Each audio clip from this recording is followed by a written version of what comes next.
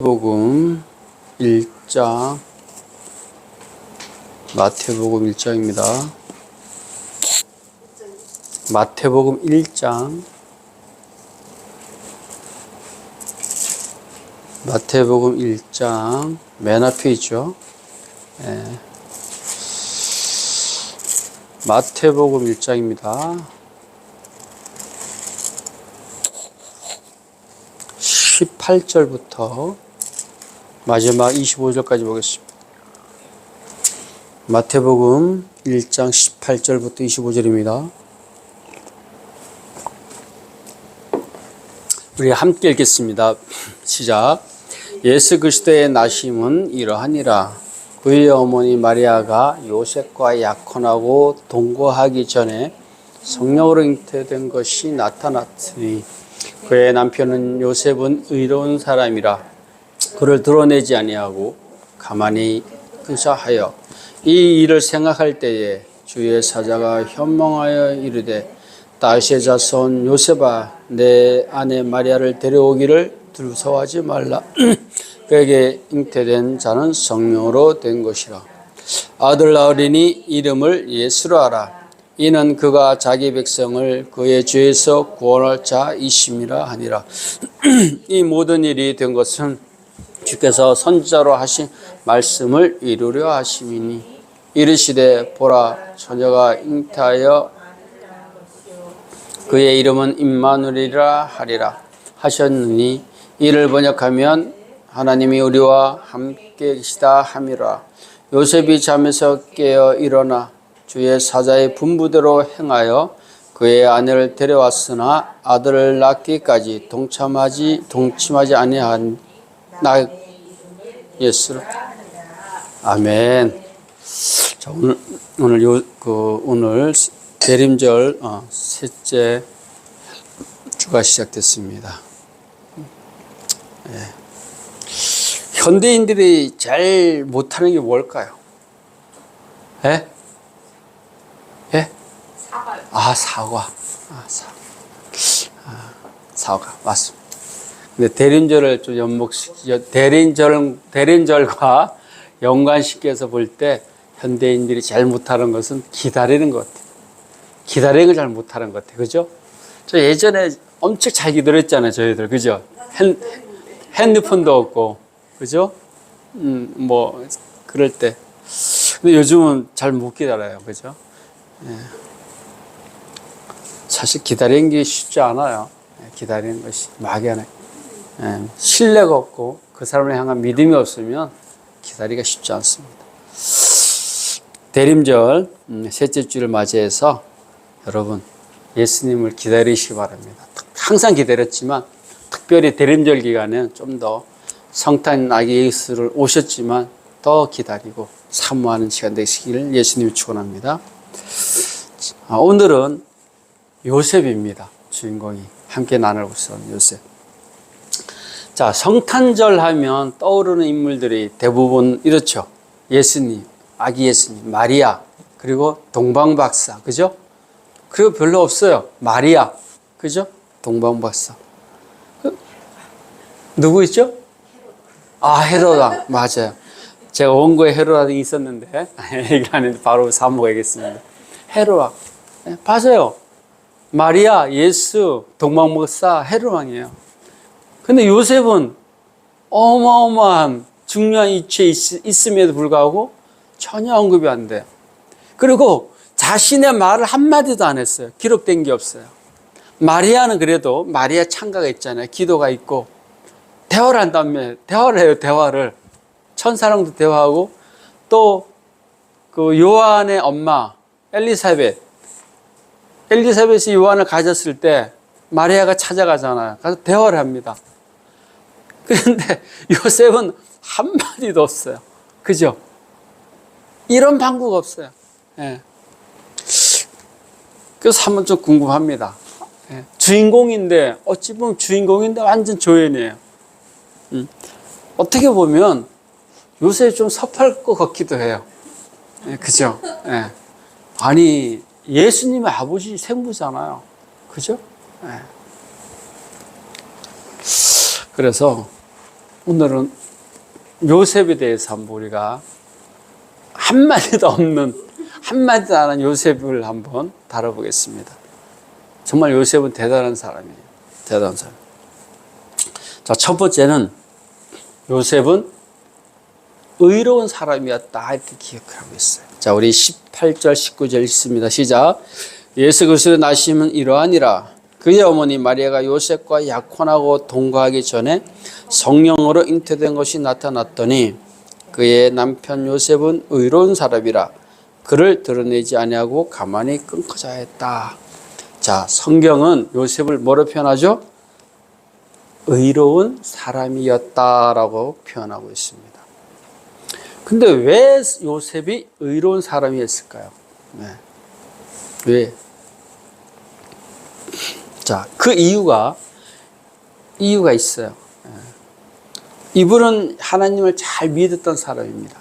잘 믿던 사람이에요. 그리고 그 하나 행위를 보면 의로운 사람인 걸 또 알 수가 있어요. 자, 요셉과 마리아가 약혼을 했죠. 약혼을 했는데 어느 날 약혼녀가 아이를 가졌다는 소식을 들었어요. 예. 그렇다면 엄청난 충격이죠. 그죠? 예. 내 약혼녀가 동침을 하지 않았는데 아이를 가졌다는 것은 진짜 천지가 개벽할 일입니다. 예. 네. 그리고 이 시대에 약혼녀가 아기를 가졌다는 것은 원래는 돌에 맞아 죽어야 될 일이에요. 우리 한번 찾아볼까요? 신명기 22장 23, 24절. 자, 신명기 22장부터 22장 23, 24절입니다. 몇 페이지죠? 잔신불. 신명기 22장 23, 24절입니다. 네. 자, 296페이지입니다. 신명기 296페이지. 앞쪽에 있어요. 창세기, 출애굽기, 레위기, 민수기 다음에 신명기니까 앞쪽에 296, 네, 296페이지 있습니다.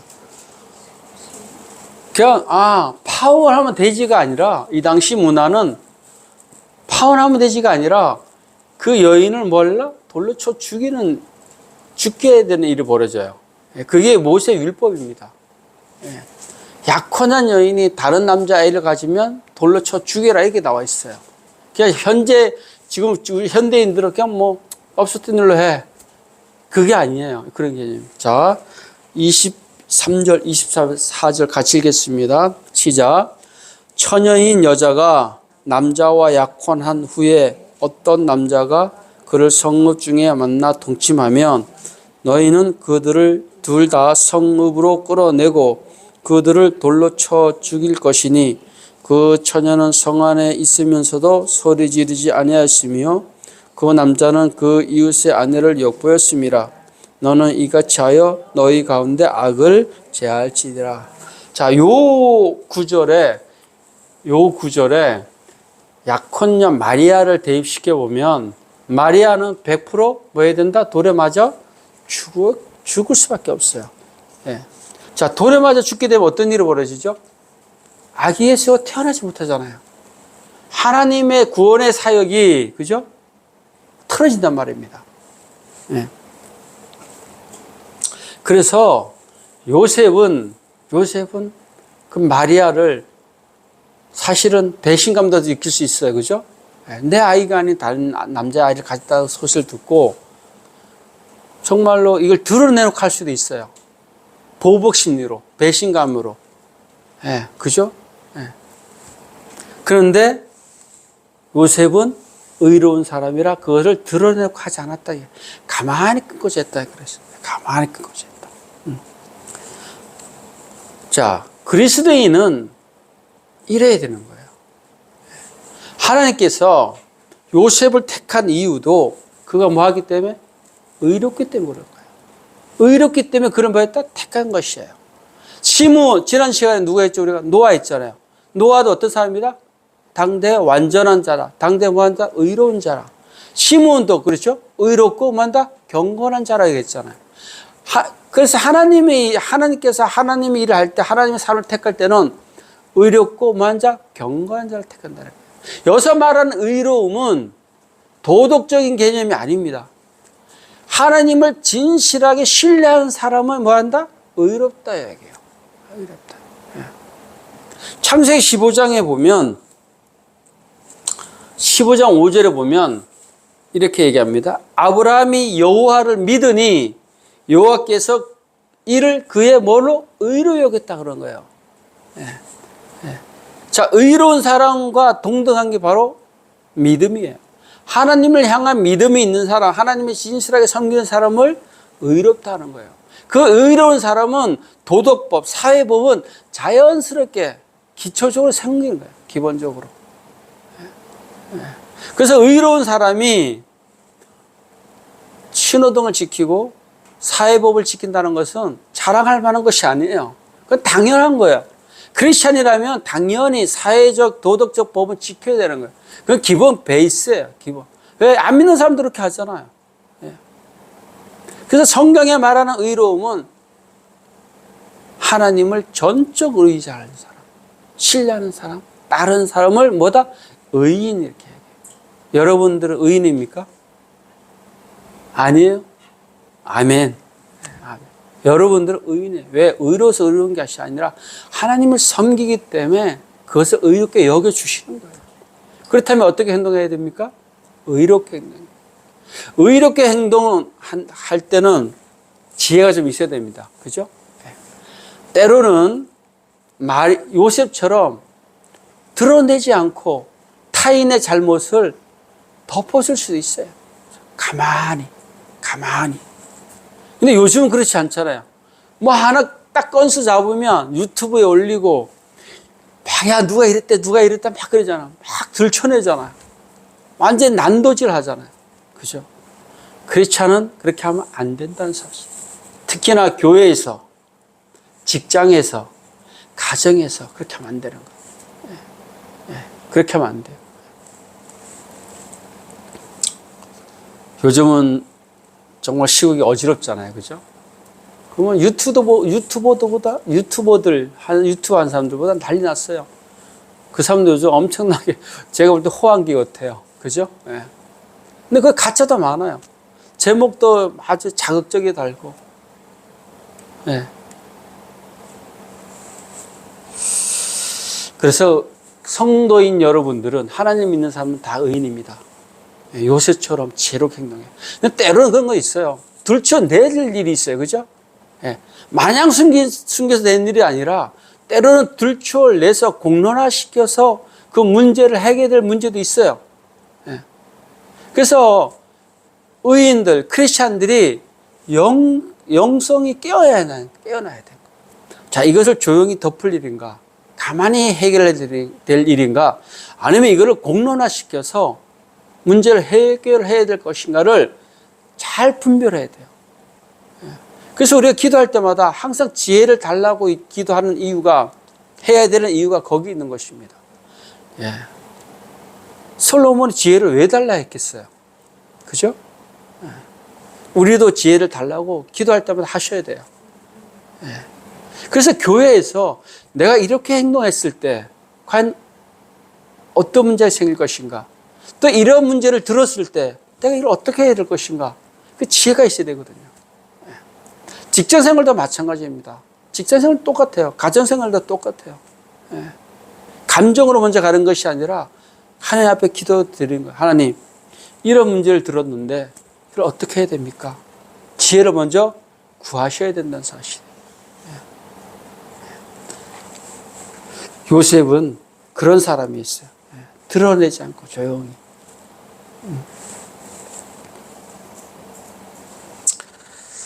자, 두 번째는 요셉은 아주 용기가 있는 사람이었어요.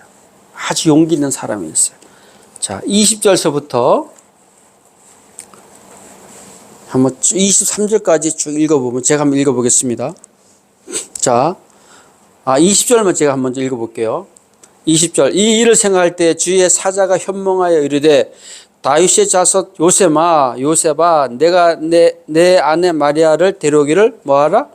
무서워하지 말라. 무서워했다는 것이에요. 누가? 요셉이. 당연히 무서웠겠죠. 당연히 없어요.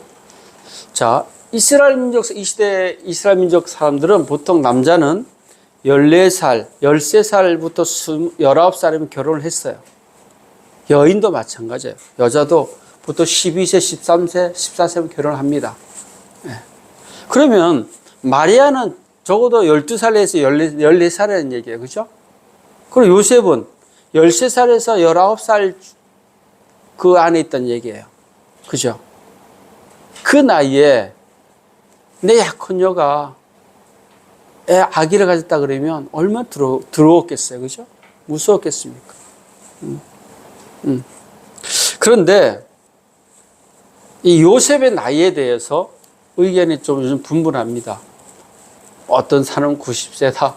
어떤 사람은 서울신약대 어느 교수는 50세다. 네? 어떤 사람 아니다. 막 분분합니다. 자, 중요한 것은 나이가 중요한 것이 아니라 이 두려운 사건 앞에서, 그죠? 요셉이 취한 행동이 중요한 것이에요. 예. 예. 예. 요셉은 결론적으로 보면 요셉은 용기를 냈습니다. 24절에 보면 요셉이 잠에 깨어 일어나 주의 사자의 분부대로 행하였다 그런 거예요. 자, 우리가 때로는 꿈으로 하나님 기도할 때 은혜 계시를 받아요. 기도할 때 응답을 받아요. 그죠? 그렇다고 그걸 응답 받았다고 다 그걸 쫙 치고 나가진 않아요. 소명을 받았다 그래서 아멘 하고 딱 하는 사람이 있는가 반면에 주춤한 사람들이 있어요. 그죠? 있어요. 아브라함은 떠나라 했을 때 바로 뭐 했죠? 떠났어요. 노아는 방주를 지으라 했을 때 뭐 했다? 지었어요. 예. 그러나 반면에 우리가 콜링을 받았고 하나님 기도의 응답을 받았음에도 불구하고 담대하게 행동한 사람들이 많지 않다는 것이죠. 그런 사람도 있지만 그렇지 않은 사람도 있다는 것이죠. 그래서 믿음에 뭐가 필요하다? 용기가 필요하다. 용기 있는 자만이 순종의 길을 갈 수 있는 거예요. 믿습니다. 아멘, 아멘, 아멘. 그게 다가 아니에요. 믿음의 척도는 그 사람이 얼마큼 순종하냐가 그 사람 믿음의 척도예요. 예. 예배 드리고 할렐루야, 아멘 아무리 입으로 얘기해도 순종하지 않으면 그 믿음은 가짜 믿음인 거예요. 가짜 믿음. 그런 믿음을 갖고 쭉정이의 믿음, 가라지의 믿음, 불에 태워지는 믿음을 얘기해요. 네. 그러므로 용기가 필요합니다. 정말 용기가 필요해요.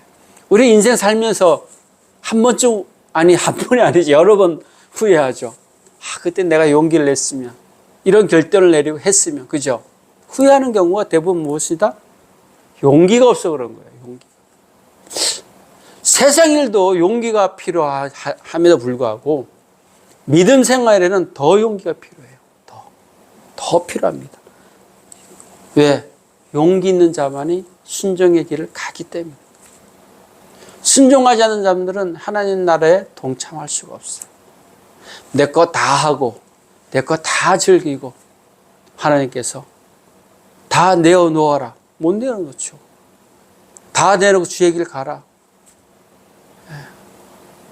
저희 교회는 뭐 여성 회장, 부회장, 남성 회장, 부회장, 뭐 교사, 뭐 중고등 교사 이 없잖아요. 그죠? 다행입니다. 근데 요맘때 되면 부회장도 뽑고 회장도 뽑고 뭐 교사도 뽑고 봉사들 막 뽑아야 되는데 안 해요. 목사님 부족해서 안 해. 부족해 뭐 부족합니까? 하기 싫은 거죠. 얽매이기 싫은 거죠. 여성 회장 하셔야 됩니다. 저 못하면 뭐 이래.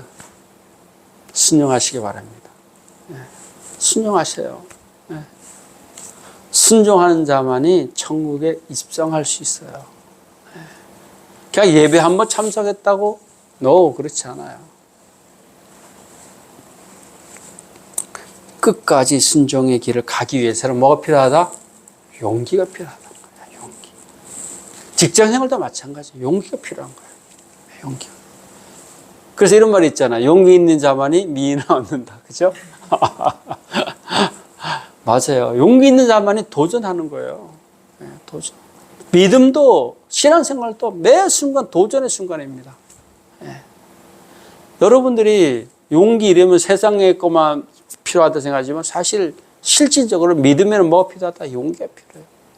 아침에 문을 박차고 나올 용기, 교회를 향할 수 있는 용기, 내가 직장에서 나는 기독교인입니다 라고 외칠 수 있는 용기, 내가 하나님 일을 위해서 일을 부족하지만 하겠습니다 라고 선포하고 나가는 용기, 그 용기가 여러분들을 한 계단 한 계단 성장시킨다는 것이에요.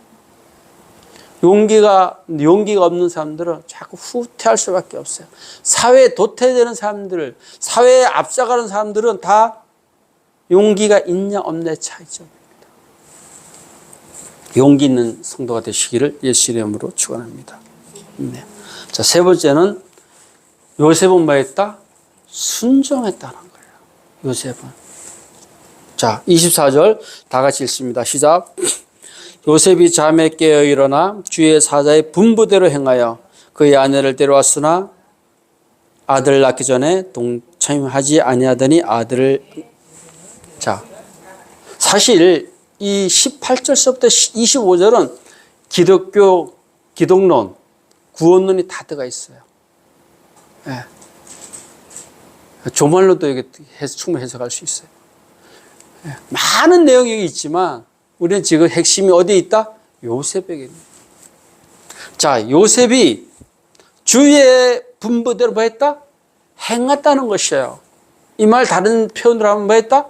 순종했다는 거예요. 그죠?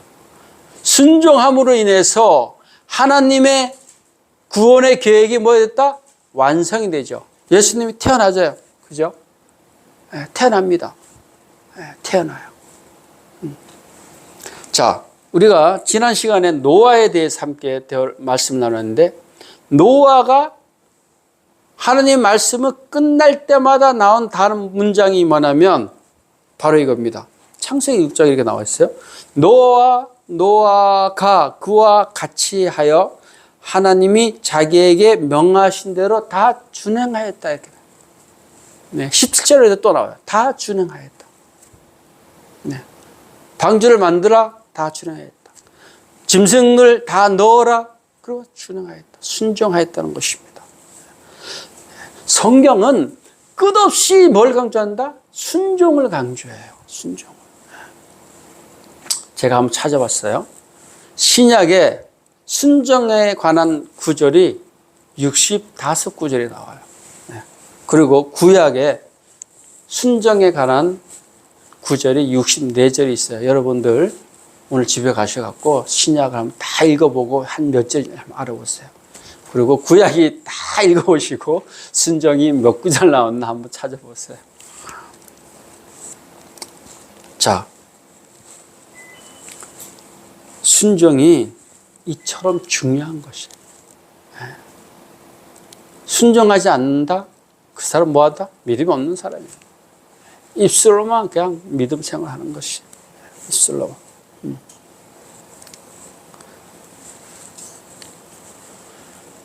순종이 제사보다 낫다 그러잖아요. 그죠? 그러니까 이 표현을 조금 오늘날로 해석하면, 그러니까 예배 드리고 가.